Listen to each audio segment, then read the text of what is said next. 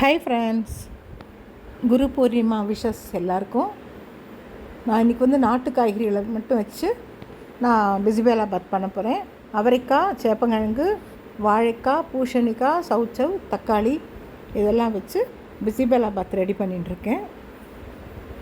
சாதம், பருப்பு, காய்கறி எல்லாத்தையும் சேர்த்து குக்கரில் வச்சாச்சு வதக்கிட்டு. இன்றைக்கி நம்ம வீட்டில் என்ன சமையல்னு பார்க்கலாம்.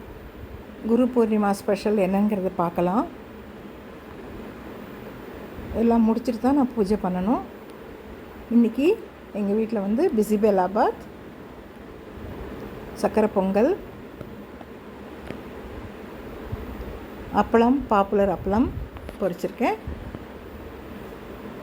அதுக்கப்புறம் வெள்ளரிக்காய் தயிர் பச்சடி, வெள்ளரிக்காய் சலாட். இதுதான் இன்றைக்கி எங்கள் வீட்டில் சமையல். உங்கள் வீட்டில் என்ன சமையல் சொல்லுங்கள். Okay, see you.